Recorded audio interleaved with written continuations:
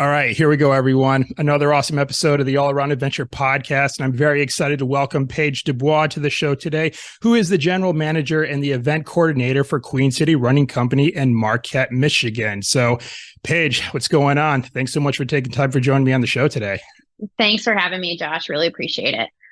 Yeah, I've been looking forward to this conversation. You and I met just a little over a year ago. I kind of just stumbled into your store, just this tired, groggy thru-hiker and needed of some assistance. And you were right there. And, you and I, we kind of just connected from there. And come to find out, you just been doing all kinds of cool stuff well before we met. And even after we met just this past year, just traveling to a bunch of places, racing and pacing, as I like to tell you. That's good. Yeah. So, definitely some stuff I've been curious to ask you about that we're going to get into in this conversation around that. But I guess we'll just go back to the beginning. I mean, every great story has a beginning, so we'll start there. So just what actually inspired you to become a runner in the first place? Yeah. So, back when I was in elementary school, we always had like track and field day, right? So you go up to the high school track and you get to try a couple events. And I really fell in love with the sprints. So I did like the 100, the 200 and the 55, and I loved that. But there's always this cross country thing that I was hearing about as I got into fifth, sixth grade. And it never really spoke to me. I was a big basketball player as well. But what actually inspired me, and I don't think a lot of people know this, is my older brother, Avery. He was doing cross country in middle school. So he was a seventh grader when I was a fifth grader. And I kind of did it because he was doing it. I'm like, well, if my older brother can do it, like I'm going to do it. And it was something a lot of our meets were lining up. So my parents were happy about that, of course, as well. Kind of a 2-for-1 there. So I started doing it because of him. And I think we had different mindsets when it came to running. I was more competitive and he did it more for fun. But that's the beauty of the sport, of course. So got into cross country in middle school, did pretty well with it, and then took it into high school and been running ever since. So I would say I got pretty serious with it around the age of 10, 11.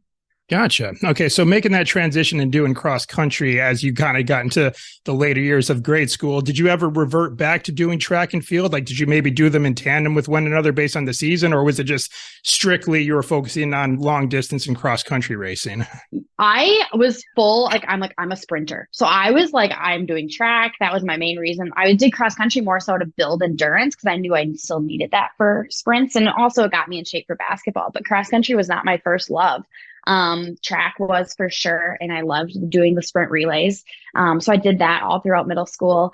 And then in high school as well, I was only a 400 runner, and I didn't dabble into long distance running until after college. So even in college, I was really focused on 400, 800 distances. So mainly a middle distance runner was my majority of my, young career. Okay. And then like middle distance. So like, what are we talking about mileage wise here? Just, because even though I'm a runner myself, I'm still kind of a lay audience when it comes to the competitive side of things. Cause I'm kind of like your brother. I'm more about like for fun and just like the fulfillment of finishing something long distance. So, so yes, you're gonna have to forgive me if I ask a lot of those. Like, no, that's good stuff. I love that. In high school, I think it was like 20 miles a week. And then in college got to be like 30 to 40 miles per week. So I'm still doing a good amount of distance, but, I had a lot of those fast twitch muscles, and the 400 it became my baby throughout college and high school too. So. Okay. So like going into college, let's just kind of talk about some of your competitive things like around that time. So, you kind of growing up and around like Wisconsin, Michigan area, that whole thing. It's just, what was it kind of like getting out and about, especially when it gets cold and things like that? Because I feel like the cold is kind of one of those things that keeps a lot of people from getting out and running outside. And you see a lot of people, they want treadmills and things along those lines. It's just kind of preparing for like races and upcoming events like that during wintertime. What was that like for you? I mean, do you find yourself still being willing to get out there and just face the cold and just slug it out?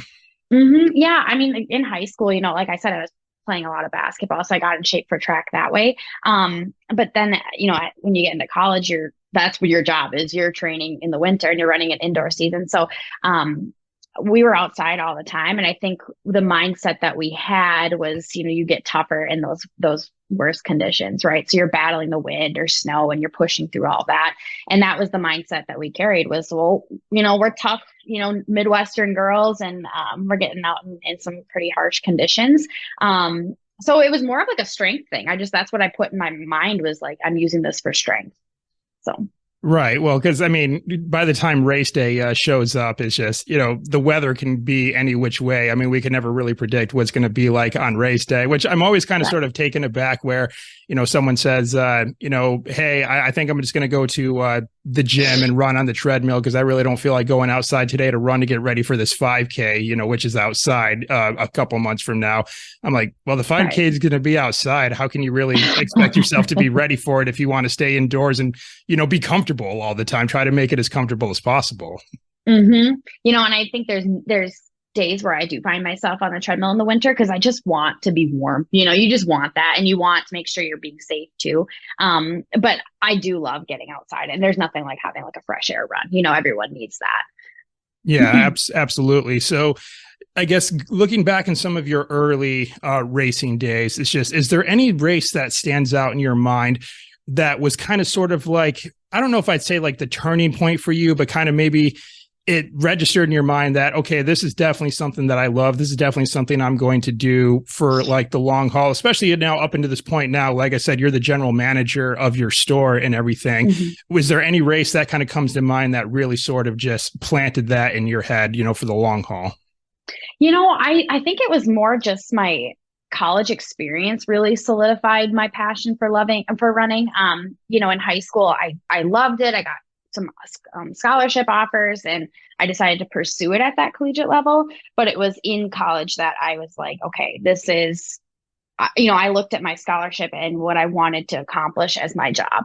And I took that very seriously. So I think it was more of just like the whole college experience that really made me fall more in love with running and what it can give you. And, it's one of those sports that it's going to show on the clock, right? It's if you did the work or not. So doing all the little things, I wanted to leave my college career knowing that I did everything that I could. So like I said, I think it's more of an experience, a wholesome experience that I had that made running so ingrained in me and so much a part of me and what I want every day in my life, and eventually led to a career. Yeah, absolutely. So in your running days racing, what did the race links look like there? I mean, you kind of talked about like mid-level races and things like that. It's just what were the events like as far as distance and time and all that stuff? Yeah. So are you like in college you're talking? Or? Yeah, in college. Yeah. Okay. Yeah. So I did the 400. The 600 was one of my favorites. It was only an indoor, but that was my all-time favorite. And then the 800 and a couple of relays, 4x4, and then the distance medley relay. Those were the ones that I focused on in college. And then of course I had cross country as well. So it's a all year thing. You're training in the summer for cross country season, you take a week off, and then you go to indoor season, you take another week off, you go to outdoor. It's just, you're just constantly moving into different training regimens. Gotcha. Okay. And at what point did you kind of work your way up to like doing marathons and beyond and stuff like that? Was that in college when you kind of started that, or was it a little bit more after the fact? Where does like marathon distance type racing events that kind of fall on the timeline for you? Yeah. I got done with college running in 2020. So COVID ended my senior year. And then I was like, I need a break. You put so much energy and effort into this every day, and it does wear on you. And I think it's important that all collegiate runners do take that time to kind of breathe a little bit. So I took about a year off. I still ran, whenever I felt like it. But I was like, I'm never running a marathon. Didn't have that desire. I always wanted running to be a part of my life. And I'm like, I'm not touching the marathon. I didn't want to touch a half. And eventually, working at the store and kind of hearing stories and people coming in and buying nutrition or, and I felt like, I'm like, well, I need to be able to talk about this with my customers. And I want to feel that experience that they're having. And being able to connect with them more. And, the more you hear about people's experiences, the more it makes you hungry for it too. So sure. Yeah. My first marathon, I was in Milwaukee, and it was the Milwaukee Lakefront Marathon. And that's when it just clicked. I was like, this is so awesome. This is unlike anything I've ever experienced It's a totally different mentality. So that was in 2021. So only about a year ago. Okay, so your first marathon was back in early 2021, and now you're pacing marathons. I guess, like, okay, now you got me stumped, because I figured, like, at this point you might have been doing marathons for years, because it's just, I feel like So, if you're pacing marathons at that point, that's just who I picture, is just someone who has just been running 26.2 miles like every other weekend since they were 5 or something like that. So.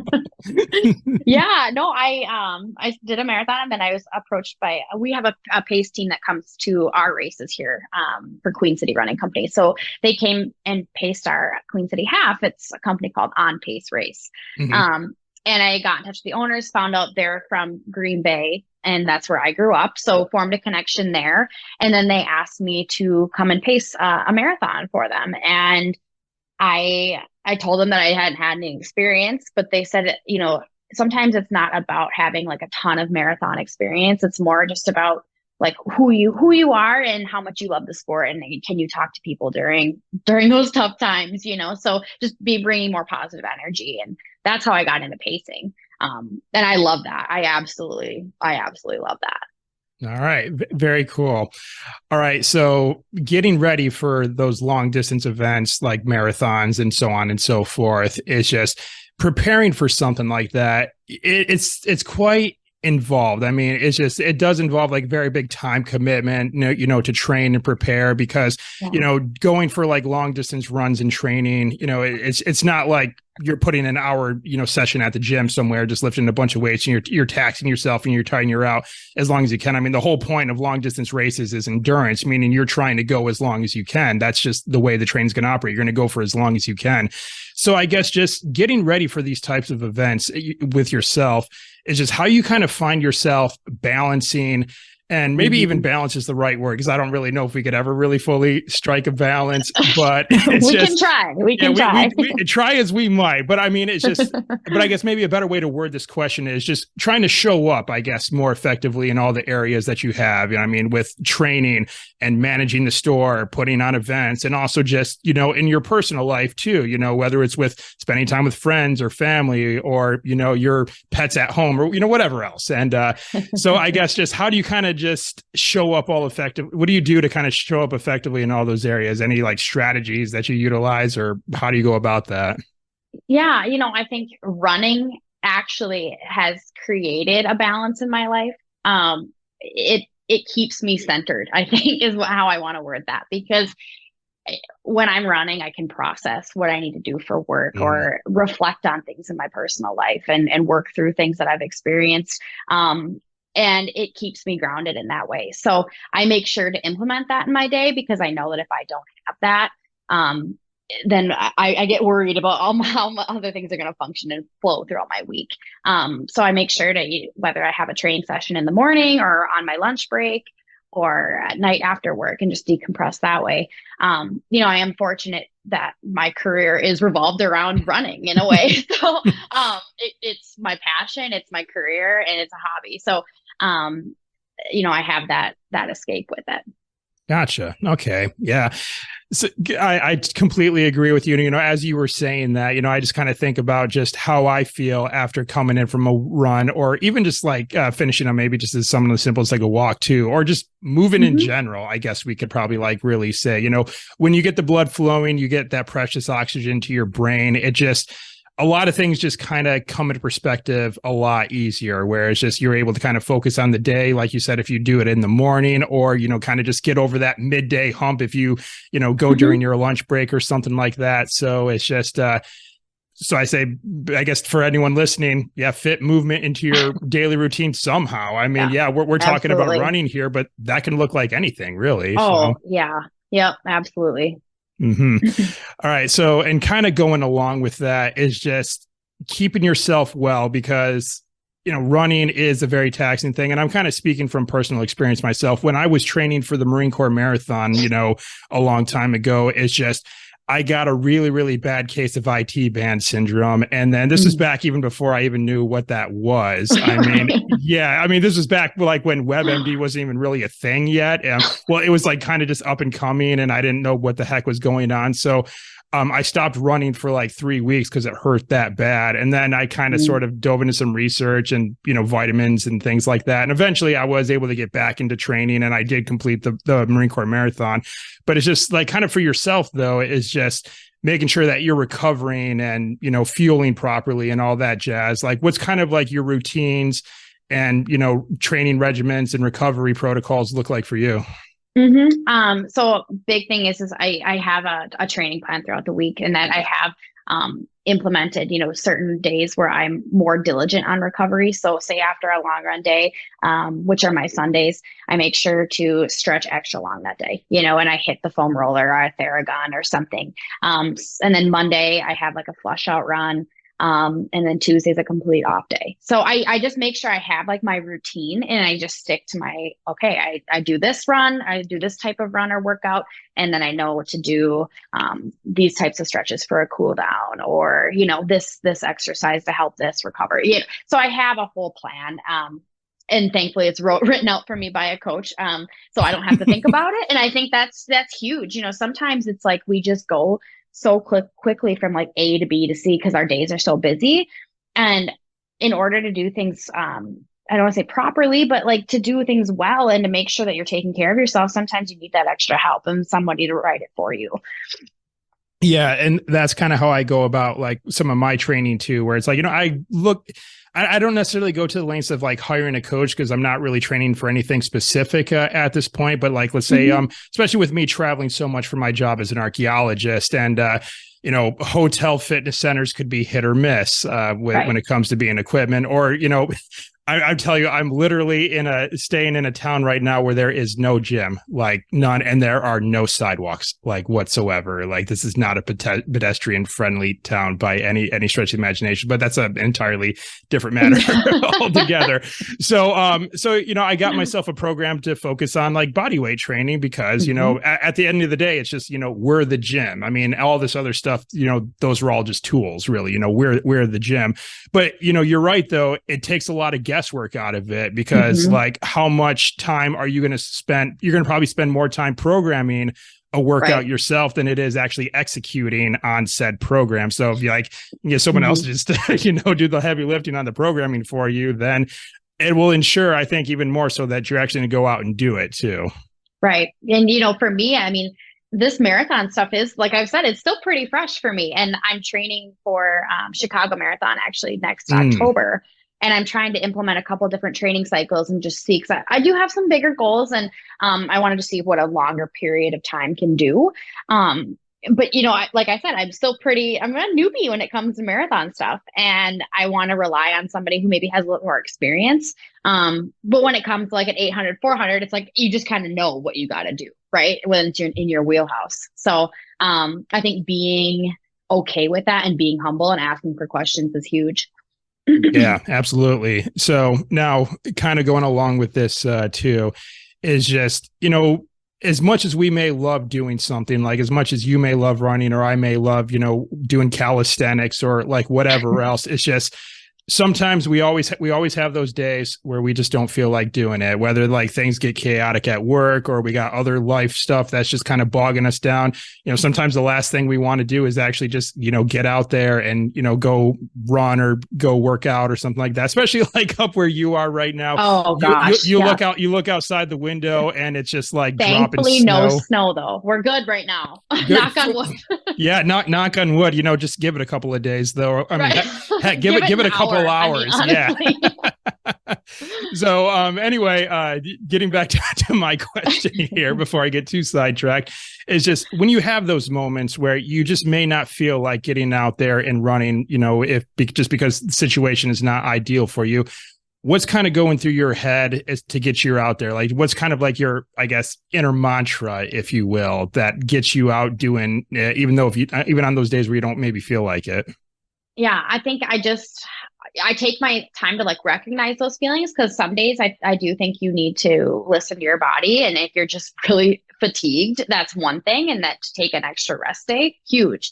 But if it's a day where you're just kind of, honestly, being lazy and you just want to hang out, go back to those goals and go back to what do you want to accomplish, and knowing that it might impact, what does the rest of the week look like, and it can just throw a little wrench in there if you change your plans. Or for me, if I'm scheduled by the hour, so like if I shift too much, then it just can throw the rest of my week off.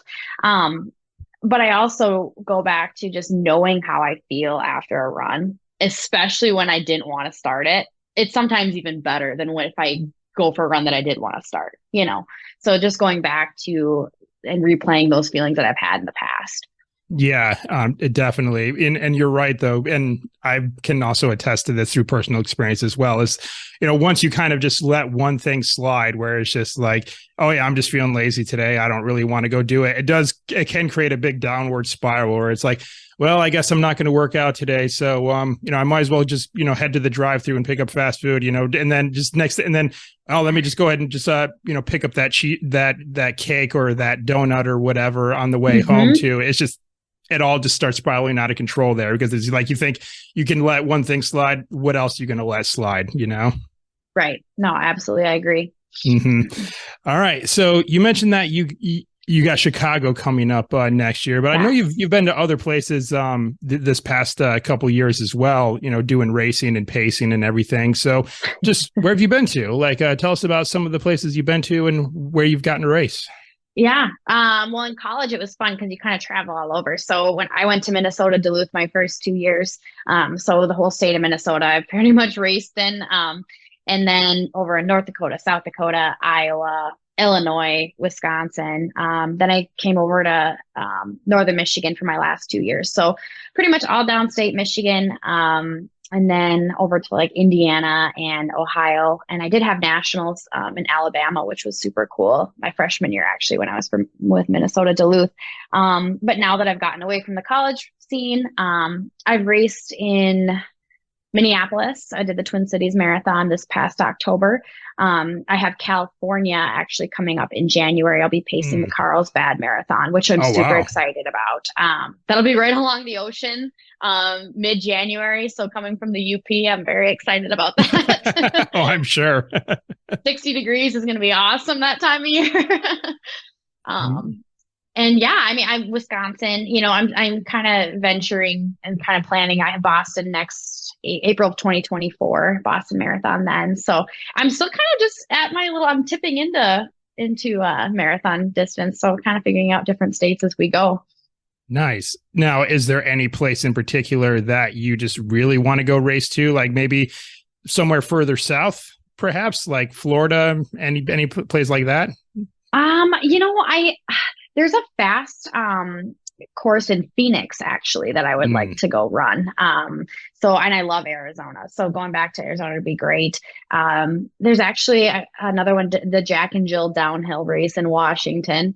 Never heard of that. It's a downhill marathon. So you're just running straight down for 26 miles. And people are like, oh, well, it'd be so easy, but it actually puts so much strain on your quads. So I take that as kind of a challenge, like, oh, okay, that's something different to strengthen and work on. So going out to the Pacific Northwest would be super cool. Yeah, that's interesting. A downhill race. Now I'm just reflecting on my own through hike. Like when I was through hiking, especially when I was like west of you in the Trap Hills area, I preferred actually going uphill more than I went going downhill. Well, mostly just because I was carrying like weight on my back, so it was a lot harder on the legs, hard on the knees, and everything like that. Where I preferred going uphill than I did going downhill. So I'd say a whole marathon downhill actually does sound kind of hellish now that I think about it. Right. It's like at first it's like, oh, but then you're like, wait. Well, it's just like, and then you can't even take like full steps either. You're like stutter stepping the whole way down too. Prancing. Yeah. I don't know. Yeah. But like I said, it's a challenge. It's something I'd be interested in trying. Okay. Yeah. That's definitely a new one for me. I'm going to have to like look into that a little bit more once we're done with our call here. So you mentioned that you're heading to Boston next year. Is that correct? I mean, well, how did that kind of come into play? Because I guess I figured Boston, or at least from what I've heard about it, is that it's kind of pretty exclusive. So I guess, how'd you find your way into Boston? So when I went to run the Twin Cities Marathon October of 2022, I knew that the qualifying time for my age division was 3:30 and under. And with Boston, you kind of want to be 5 minutes or so under just to make sure you get in, just because it is so elite and so many people want to run that race for the historical aspect and what that race means to marathoners in general. So I went with the intention of trying to qualify and well under to make sure I could get in. And there's a qualifying period where you have to hit it between September 1st and 15th, or before September 15th to get in for 2023. So I was already past that window, but I was like, it's fine if I can get in for 2024, then it's done and I don't have to worry about it. And thankfully everything went well on race day and I qualified. So I should make it in for the 2024 race. So I'll have Chicago in October and then I'll take a little break and then I'll get ready for Boston the following spring. Outstanding. So qualifying for it, I mean, obviously you got the run time, but I mean, is there like an application process? I mean, or do they just like look at your records from like a previous race, like you submit it to them? How does that work? Yeah, you just submit your race time from a certain race and they go and verify that to make sure it's accurate. And then as long as they're within the amount of applicants or the amount of racers they can have, then you get in. And like I said, that's why you kind of want to have more of a buffer than what they say. So my qualifying time is 3:30. So, I would have felt really good with 3:25 would have been that. I'm like, okay, I'm good. But 3:29, 3:28, you're still kind of on that bubble of if they're going to take you or not, because so many people are trying to get into that race. Right. Well, and you think about like a marathon too, it's just the span of like 5 minutes like that, like how many people cross the finish line with just in that 5 minute time span too. Oh, it's crazy. Yeah. Yeah. Because when I ran the Marine Corps Marathon, I want to say that was like 20,000 runners or something like that. I mean, there was just so many people there and it was just amazing seeing like all those runners. Would you ever consider doing that marathon? It's in Washington, D.C. Oh, yeah. Yeah. I won't ever say no to something. I'll always keep my options open. Yeah. Well, I really liked it because they set up the route to go through like the Smithsonian and all like the major monuments and stuff like that. And I remember the last 0.2 miles, and I always, specify that 0.2 miles to anyone who isn't in the know about marathons or long distance running, because that last 0.2 miles after running 26 is just absolutely daunting, especially since this one was like that last 0.2 miles was uphill to get to the finish line. So, and they had like strips of tapes like running across the hill saying, beat the hill, beat the hill, beat the hill. So maybe that helped. I don't know. I think I was just more aggravated at that point, but I made it, of course.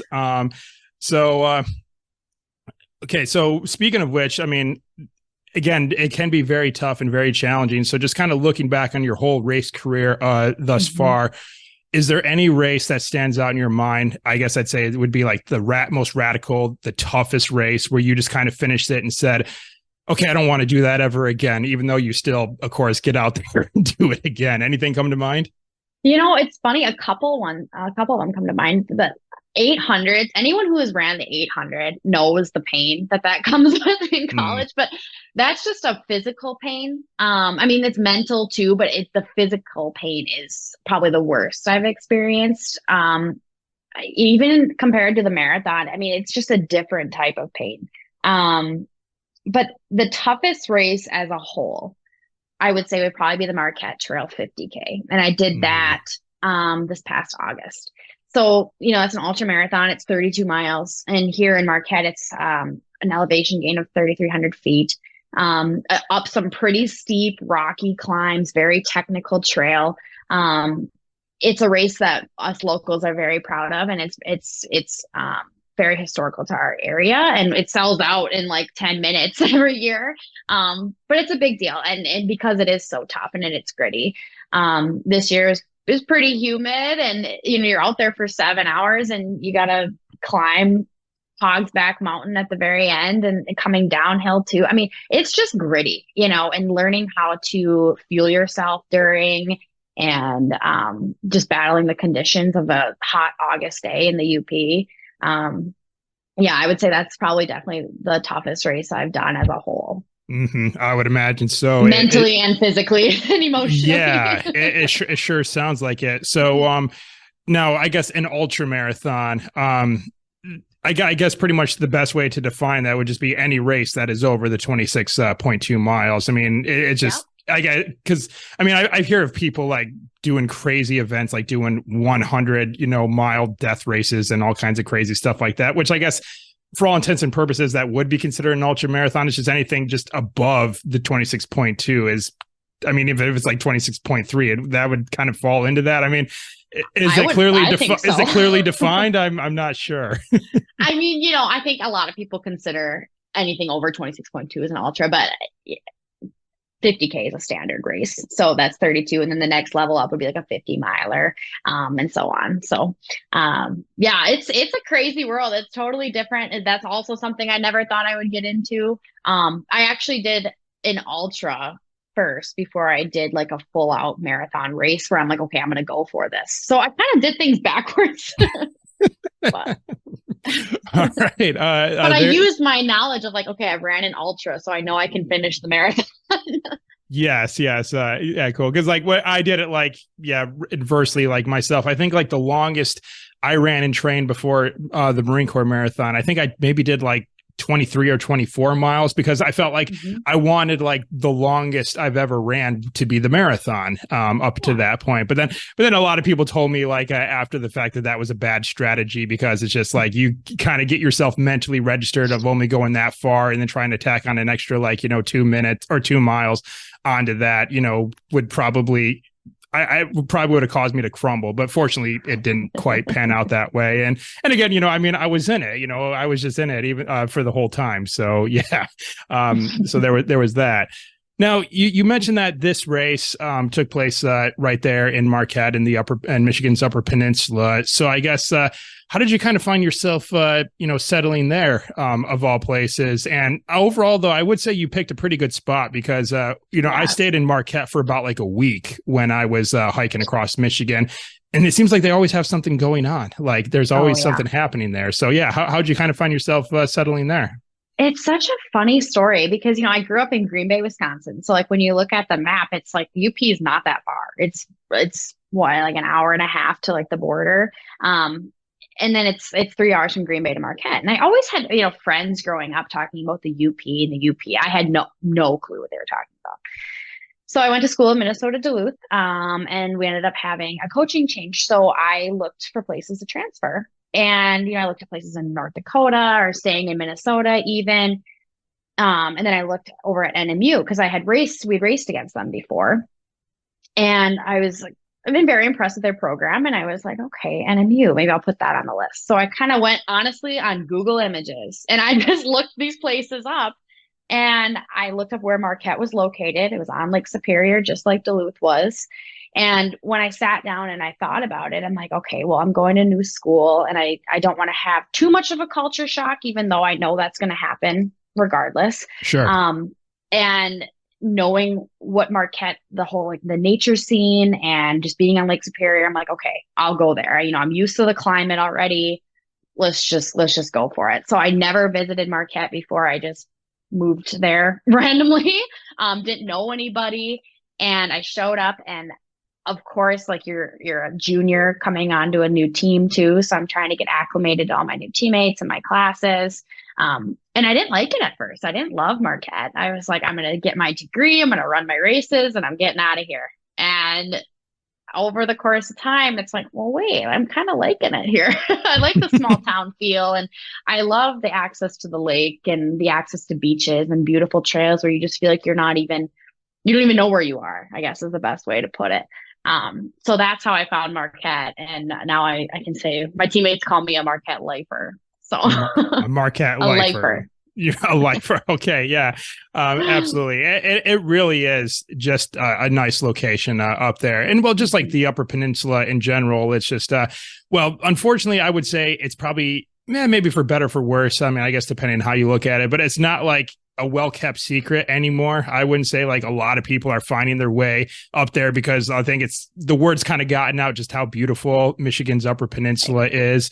So yes. So during the summer months, I got to imagine that Marquette is just probably just filling up with people. I mean, gosh, like I was looking at hotel prices when I was going through there. I'm so glad that I found these amazing trail angels to house me the entire time I was there because I was looking at like at least probably like 130 a night for like the cheapest hotel in town. So it's just, Yeah. it draws a crowd. That's for sure. No, and we've seen an uptick, from my first summer here in 2019 to now. I'm like, wow, and that's only been a couple of years. But what really did it, I think, with COVID, and we had a lot of people travel here because we were a safety spot on the map. And people fell in love with it. I had a couple of people from actually the Pacific Northwest and Arizona who moved here after seeing it during that COVID time. But yeah, it just boomed. And I think people make fun of the UP and how much snow we get in the winter, but then when you're here in the summer, it makes it all worth it. So, and then you can't beat the falls up here either. I mean, the colors are amazing. Well, I mean, even during wintertime, I'm sure there's going to be lots of things going on. I mean, I heard of like sled dog races that are going to be happening. And I'm like, really? In Michigan? I mean, I figured that was like, gosh. I thought that was like an Alaska, Canada type sort of thing, not a upper Michigan thing, but I guess it is. I mean, I kind of want to go back to watch that now. That sounds cool. It's awesome. I mean, it goes right downtown our main drag, and yeah, it's so cool. And again, it's unlike anything I had seen growing up before. And then coming up here, I'm like, wow, okay, there's just a lot more things you can do outdoors and in snow than you ever thought. Yeah. But you learn it when you live here.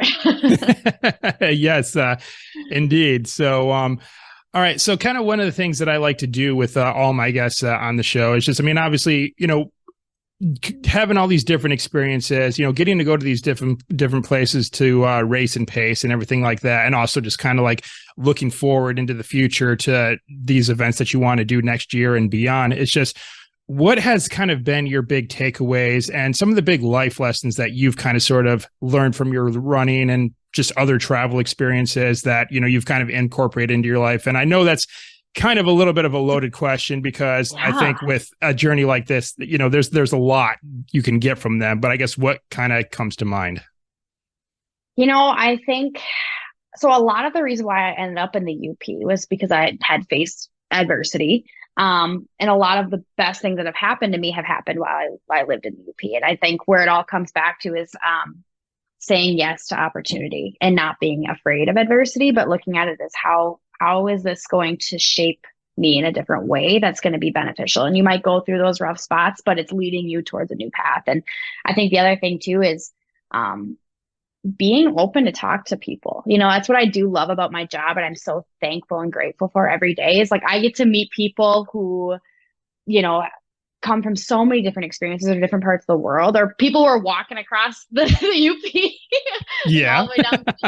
But you open up those doors in that conversation and, you find out about other things, and then it inspires you, and then you grow that connection and share those experiences together. So I think that's been my biggest takeaway is just keeping that social connection door open. And I think that's been important ever since, COVID too, and just what we may have taken for granted. And now how do we relearn how to do that?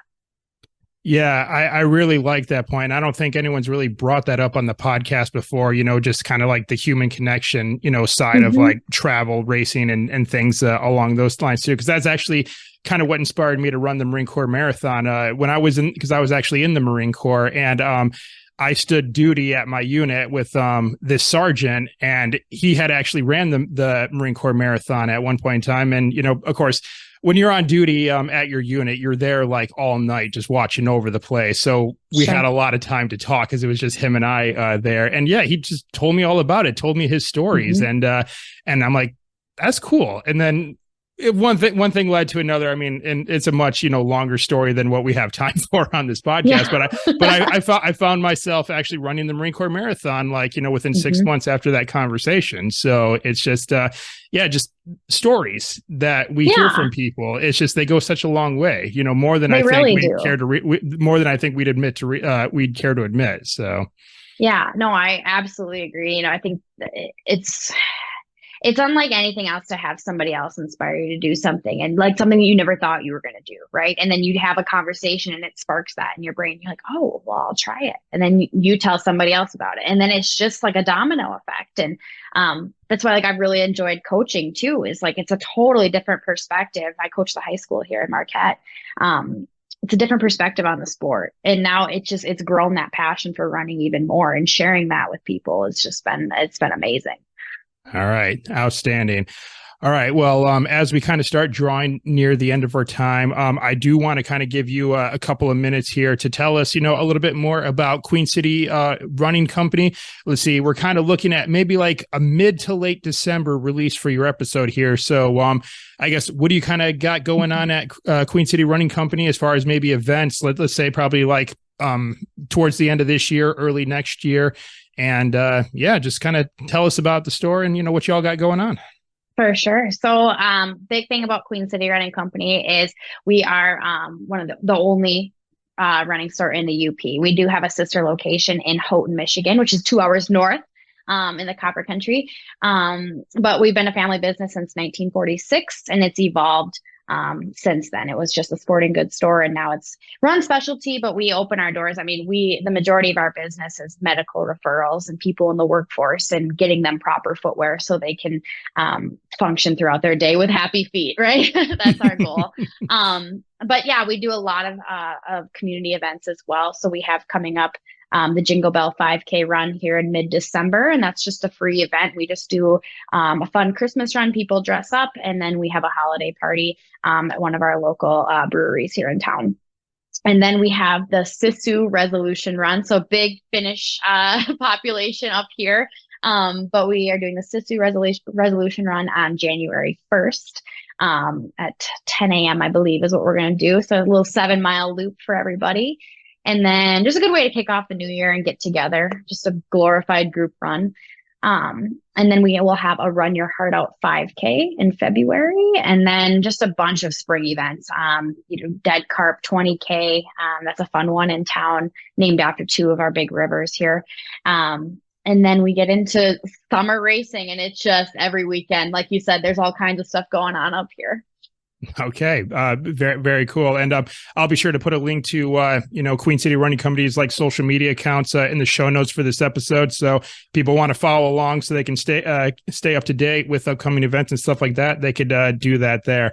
And it's also, kind of funny how you mentioned that y'all are the only running company in Upper Peninsula. Like, I remember I was over near Porcupine Mountains when I was hiking east across the Upper Peninsula. And this is when my current set of insoles that I had in my shoes were starting to fail me. And a trail angel says, okay, maybe they'll last when you get to Marquette. But when you get to Marquette, go to Queen City Running Company, and you should be able to get a fresh pair of insoles there. So it's just, so I'm like, okay, so that's how I found my way to you. Yes, So, I love it. through recommendations from a Youper is how I found my way to you. So traveling by word of mouth, a Youper way.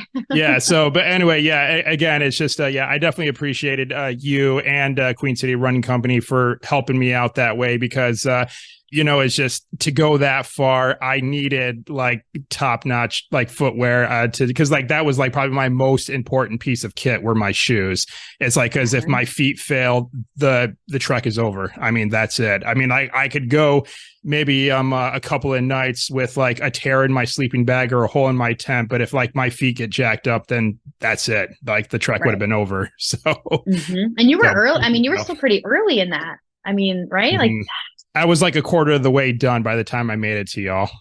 I just remember being like, you're doing what? But again, right? Inspiration. Yeah, it's very, very, very much so. All right. So now as we kind of get to the wrap up as well, another thing I like to ask my guests to do is issue a challenge to our listeners, because, we got to hear some stories from you. We got to hear a couple of life lessons from you, but it's just information can only go so far, as we know. We have to follow up inspiration and information with action to, go out and do amazing things in our lives. So with that, what challenge would you issue to our listeners today for them to go out there and start living a more adventurous life? I would say put something on the calendar, right? So if it's a race or if it's just a goal that you have, a personal goal, set a date, put something on the calendar, and start a little training plan or something to get yourself there, right? So if it's a 5K in 12 weeks, you easily can Google something and get a training plan and get going on that. But setting a date and putting something on the calendar that you want to achieve. because it'll keep you accountable. Absolutely. And do not negotiate with your calendar too. If you put something on there, don't negotiate, do it, as for sure. So, all right. Outstanding. All right. So what I have for you next is my final three. These are three fun questions. At least I like to think that they're fun questions that I ask all my guests at the end of the show. So you're going to get asked these as well. And the first of those three questions is, what is your favorite place that you've been to so far? Oh, that's tough, Josh. I think I'm going to go Tucson, Arizona. But Boston, Massachusetts is a close second. I was there for my birthday and just overwhelmed with how much I loved it there.